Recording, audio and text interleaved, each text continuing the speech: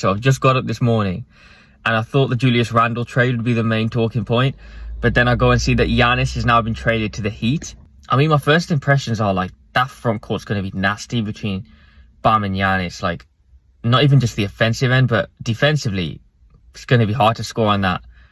But then I look at the rest of the team and I'm thinking, if this is a move to like win now, because you can see the trade, they've put in like 4 players, 3 firsts, a pick swap and a second, if I've got that right. So a massive haul, and I think the Bucks will be very proud of themselves, and I can see why they've waited it out. As for the Heat, you can tell it's a very win now move. And I look at their guards, I look at the rest of the roster, and I'm thinking, I know Norman Powell can get buckets and there's a few other guys in there, but it's like, there's going to have to be another trade, or maybe it's a season process where this ain't the season they go for it, but next season. But then again, you're taking a massive risk because Giannis isn't the youngest guy. In a couple years, he may not actually be at the peak of his powers anymore. So you've got to make sure you make this window count if you've sacrificed what you have. I mean, I feel like this could go 2 ways. It could be like the best trade ever.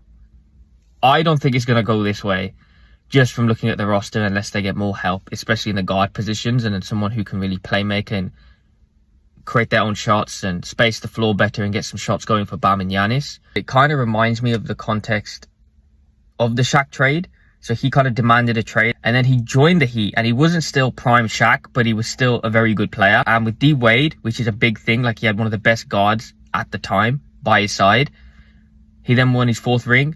So could it be like that for Giannis with Bam? But when you look at historical championship teams, you always see like an elite guard with a big man. Like even modern times, you got Jokic and Murray, and then obviously you have Kobe and Shaq. You have all these guys where I feel like you always need that guard who can get you 20 a game, create space the floor. So it'd be interesting to see what trades they make.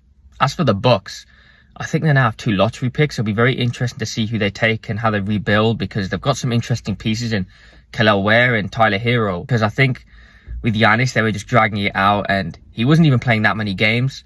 So I think it is ultimately the right move for them too. Do I think this makes Miami a contender in the East? Yes, but does it make them the favorite? No. I would still say the Celtics and the Knicks are better if Cade gets some guys around him. But at least 2 or 3 teams are better than the Heat still in the East. And then forget the West. So can I see Miami winning next year? No. But this for sure gets them closer. And if they can trade for the right pieces, and they obviously have a coach with the right system to get the most out of Bam and Giannis, I think it could definitely be interesting. I mean, you never know. They might even trade Bam for like 8 picks and Wabaya. If you know, you know.